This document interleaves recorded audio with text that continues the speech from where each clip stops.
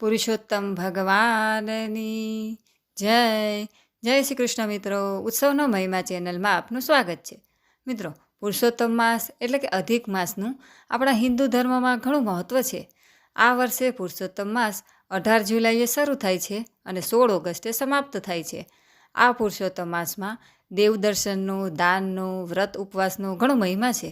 ઘણા લોકો આ અધિક માસ આખો ઉપવાસ કરે છે, તો ઘણા લોકો એકટાણું કરે છે અને પૂજા કરે છે. આપણામાં પુરુષોત્તમ માસનું વ્રતનું ઘણું મહત્ત્વ છે. આજે આપણે પુરુષોત્તમ માસના વ્રતની વિધિ તથા વ્રત કથા વિશે વાત કરીશું. સૌ પ્રથમ આપણે પુરુષોત્તમ માસના વ્રતની વિધિ જોઈશું, ત્યારબાદ તેની વ્રત કથા સાંભળીશું. પુરુષોત્તમ માસના વ્રતની વિધિ આ મુજબ છે. દર 3 વર્ષે અધિક માસ આવે છે, તેને પુરુષોત્તમ માસ કહેવાય છે. એ માસ દરમિયાન ઘડાની સ્થાપના કરી અખંડ દીવો કરવો, દરરોજ સવારે વહેલા ઉઠી નાહી ધોઈને ઘડાની પૂજા કરવી, તુલસી પીપળાની પૂજા કરવી, આખો મહિનો એકટાણું કરવું, કથા વાર્તા સાંભળવી, યથાશક્તિ દાન દક્ષિણા આપવી, ભોંય પથારી કરવી, બ્રહ્મચર્યનું પાલન કરવું. આમ શ્રદ્ધાથી ભક્તિભાવપૂર્વક વ્રત કરવાથી ભગવાન પુરુષોત્તમ પ્રસન્ન રહે છે. પુરુષોત્તમ માસના વ્રતની વ્રત કથા આ મુજબ છે. પૂર્વના કાળમાં માનગઢ ગામમાં એક બ્રાહ્મણ અને બ્રાહ્મણી રહેતા હતા. તેઓ ખૂબ સુખી હતા, પણ પુત્રની તેમને ત્યાં ખોટ હતી. આથી તેઓ ખૂબ ચિંતાતુર રહેતા. એવામાં પવિત્ર પુરુષોત્તમ માસ આવ્યો એટલે તેમણે ગામના લોકોની દેખાદેખીથી વ્રત કરવાનું શરૂ કર્યું. તેઓ દરરોજ નદીએ નાહવા જાય અને ઘરે આવી એકટાણું જમે. બ્રાહ્મણ બ્રાહ્મણી બંને વૃદ્ધ હતા, તેમનાથી ઘરકામ થઈ શકતું ન હતું. આથી બ્રાહ્મણીએ એક દિવસ કંટાળીને બ્રાહ્મણને કહી દીધું કે જો ઘરમાં વહુ હોય તો કેવું સારું, જેથી આપણને રાંધીને તો ખવડાવે. આ ઘરનું કામ તો મારે ન કરવું પડે. બ્રાહ્મણે હસી પડતા કહ્યું, અરે છોકરો હોય તો વહુ આવે, પણ આપણે તો છોકરો જ ક્યાં છે, તે વહુ આવે. બ્રાહ્મણીએ છણકો કરતાં કહ્યું, વહુ લાવવામાં વળી છોકરાની શી જરૂર પડે? સામાવાળાને જઈને કહી દેવાનું કે છોકરો કાશી ભણવા ગયો છે, તે ભણીને જ્યારે પાછો આવશે ત્યારે તેની સાથે લગ્ન કરી દઈશું. બ્રાહ્મણીની વાત સાંભળી અને બ્રાહ્મણ હસવા લાગ્યો, પણ બ્રાહ્મણીએ તો વહુ લાવવાની હઠ પકડી. આથી ના છૂટકે બ્રાહ્મણ વહુ લેવા ઉપડ્યો. ફરતો ફરતો તે એક ગામમાં આવી ચડ્યો. ત્યાં તેણે તપાસ કરી તો જાણવા મળ્યું કે એક બ્રાહ્મણને ઘેર ઉંમરલાયક કન્યા છે. આથી તે એના ઘરે જઈ ચડ્યો અને બ્રાહ્મણને બધી વાત કરતાં કહ્યું, ભાઈ, મારે પરણવા જેવડો દીકરો છે. તે હાલ કાશીએ ભણવા ગયો છે. ભણવામાં ખૂબ હોશિયાર છે, દેખાવડો છે. જો તમારી ઈચ્છા હોય તો તમારી દીકરીને મારા દીકરા સાથે પરણાવી દો. પેલો બ્રાહ્મણ આ સાંભળી અને વિચારમાં પડ્યો. એમ કંઈ મૂર્તિઓ જોયા વિના બારોબાર દીકરીને થોડી પરણાવી દેવાય. તેમ છતાં તે સારો વર અને સારું ઘર મળતા હોય તો ખોટું નહીં. પરંતુ બીજો વિચાર તેને એ આવ્યો કે છોકરો કાશીમાં છે તો પછી મારી દીકરી કેની સાથે લગ્ન કરશે? બ્રાહ્મણે તેનો આ વિચાર જાણી ગયા. આથી તે બોલી ઉઠ્યા, તમે જરાય ચિંતા કરશો નહીં. હું મારી સાથે આ પોથી લાવ્યો છું. તમારી દીકરીના 3 ફેરા એની સાથે ફેરવી દો અને ચોથો ફેરો આ અધિક માસ પૂરો થતાં કાશીએથી મારો દીકરો આવશે ત્યારે તેની સાથે ફેરવી દઈશું. છોકરીના બાપને તેમની આ વાત ગળે ઉતરી ગઈ. તેમણે આ બ્રાહ્મણની પોથી સાથે 3 ફેરા ફેરવી દીકરીને સાસરે વળાવી દીધી. વહુને લઈ બ્રાહ્મણ ઘરે આવી પહોંચ્યો. વહુને જોઈ બ્રાહ્મણી ખૂબ ખુશ થઈ ગઈ. આવતા વેત વહુએ ઘરની જવાબદારી ઉપાડી લીધી. આથી બ્રાહ્મણ અને બ્રાહ્મણીને નિરાશ થઈ ગઈ. તેઓ હવે સુખેથી નદીએ સ્નાન કરવા તથા કથા વાર્તા સાંભળવા જઈ શકતા હતા. એક દિવસ બ્રાહ્મણ બ્રાહ્મણી નદીએ નાહવા ગયા. ત્યાં અચાનક પાડોશણ કંઈ કામ અંગે ઘરમાં આવી ચડી. તેણે જોયું તો એક રૂપાળી સ્ત્રી ઘરનું કામકાજ કરી રહી હતી. આથી તેને નવાઈ લાગી અને તેને પૂછવા લાગી, અલી, તું કોણ છે? ક્યાંથી આવી છે? વહુએ કહ્યું, કેમ, હું આ ઘરની વહુ છું. મારા સસરા મને પરણાવીને લાવ્યા છે. પાડોશણ આ સાંભળી અને આશ્ચર્ય પામી.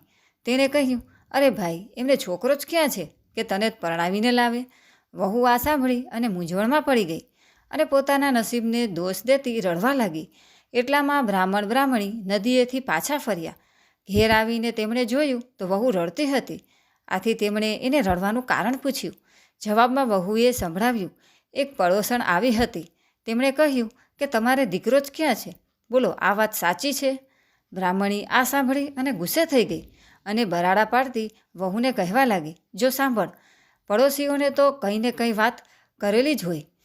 બે જણને લડાવી અને મારવાની ટેવ હોય છે, પણ તારે એ લોકોનું કંઈ સાંભળવાનું નહીં. આટલું મોટું ઘર શું છોકરા વગર સૂનું રહેતું હશે? આ સુખ સાહેબી મારો છોકરો નહીં ભોગવે તો શું હું ભોગવવાની હતી? વહુ, તું મારા પર વિશ્વાસ રાખ. આ અધિક માસ પૂરો થતાં મારો દીકરો કાશીએથી ભણી ગણી અને જરૂર આવી પહોંચશે. ત્યાં સુધીમાં લે આ ચાવીઓ. સાતેય ઓરડામાં દરેક ચીજ ભરેલી છે. તું તારે ખાઈ પીને લેર કર, પણ હા, ભૂલે ચૂકે 7મો ઓરડો ખોલતી નહીં. એમ કહી સાસુએ વહુને ચાવીઓનો ઝુંડો આપી દીધો. વહુને કૌતુક થયું. સાસુએ 7મો ઓરડો ઉઘાડવાની શા માટે ના પાડી હશે? હકીકતમાં 7મા ઓરડામાં પુરુષોત્તમ ભગવાનનું સ્થાપન કરેલું હોવાથી સાસુએ એ ઓરડો ઉઘાડવાની વહુને ના પાડી હતી. પરંતુ કુતૂહલવશ વહુએ 7મો ઓરડો ઉઘાડીને જોયું તો અંદર રૂપરૂપના અંબાર ધરી અને એક દિવ્ય પુરુષ આંખ બંધ કરી અને ધ્યાન અવસ્થામાં બેઠો હતો. બારણું ખુલવાના અવાજથી તેની આંખ ખુલી ગઈ. તેણે વહુને આવી પહોંચેલી જોઈ અને કહ્યું, તમે તરત કમાડ વાસી દો, નહીંતર મારા માતા પિતાના વ્રતમાં અને મારા અભ્યાસમાં ખલેલ પડશે. અને હા, જ્યારે મારો અભ્યાસ પૂરો થશે ત્યારે આપણે ચોથો ફેરો ફરીશું. એ દિવ્ય પુરુષની મધુર વાણી સાંભળી અને વહુ રાજી થઈ. તેણે કલ્પના પણ કરી નહીં હોય એવો વર તેને મળ્યો હતો. એ પછી તેણે 7મો ઓરડો વાસી દીધો. સાસુ સસરાને આ વાતની ગંધ પણ ન આવવા દીધી. પુરુષોત્તમ માસ પૂરો થયો એટલે વહુએ ઉપાડો લીધો, તમારા દીકરા સાથે હવે મારો ચોથો ફેરો ફરાવો. સાસુ સસરા વહુની વાત સાંભળી અને ગભરાઈ ગયા. અત્યાર સુધી તો જૂઠાણું ચાલતું હતું, હવે ક્યાં દીકરાને ચોથો ફેરો ફરવા બોલાવશું? વહુ તેમની મૂંઝવણ પારખી ગઈ. તે બોલી, સાસુમાં, તમે જરાય ચિંતા ન કરો, ઊભા રહો, હું તમારા દીકરાને હમણાં જ બોલાવી લાવું છું. એમ કહી તેણે 7મો ઓરડો ખોલી નાખ્યો અને દિવ્ય પુરુષને તે બોલાવી લાવી. રૂપરૂપના અંબારસમાં દિવ્ય પુરુષને જોઈ અને સાસુ સસરા આભા જ બની ગયા. તેમને સમજતા વાર ન લાગી કે પ્રભુએ લાજ રાખવા પોતાને અમારે ઘેર આવવું પડ્યું, ધન્ય છે. પુરુષોત્તમ ભગવાનને આખરે ગરીબ બ્રાહ્મણ દંપતીની લાજ રાખી ખરી. એ પછી વહુનો બાકી રહેલો ચોથો ફેરો પુરુષોત્તમ ભગવાન સાથે ફેરવી દીધો. પરણી રહ્યા પછી પતિ પત્ની માતા પિતાને પગે લાગ્યા, તેમના આશીર્વાદ લીધા. એ વખતે બ્રાહ્મણ દંપતીની આંખોમાં હર્ષના આંસુ ઉભરાઈ આવ્યા, કારણ કે આજે પ્રભુએ પુત્ર બની અને તેમની લાજ રાખી હતી. પ્રભુ ઉપર શ્રદ્ધા રાખનારની લાજ હજુ સુધી કોઈએ જતી જોઈ નથી. હે પુરુષોત્તમ ભગવાન, જેમ બ્રાહ્મણ બ્રાહ્મણીને ફળ્યા એમ વ્રત કરનાર, કથા વાર્તા વાંચનાર તથા સાંભળનાર સૌને ફળજો. બોલો પુરુષોત્તમ ભગવાનની જય. તો મિત્રો, આજના વિડીયોમાં આપણે પવિત્ર પુરુષોત્તમ માસના વ્રતની વિધિ તથા વ્રત કથા સાંભળી. વિડીયો પસંદ આવે તો લાઈક તથા મિત્રો સાથે જરૂરથી શેર કરજો. કોમેન્ટમાં પુરુષોત્તમ ભગવાનની જય જરૂરથી લખજો. અને અમારી ચેનલ જો તમે પહેલીવાર જોઈ રહ્યા હોય તો સબસ્ક્રાઈબ કરી પાસે રહેલ બેલ આઇકન જરૂર ક્લિક કરજો, જેથી આવનારા અમારા નવા વિડીયોની નોટિફિકેશન તમને મળતી રહે. અને સર્વે ભક્તોને મારા જય શ્રી કૃષ્ણ.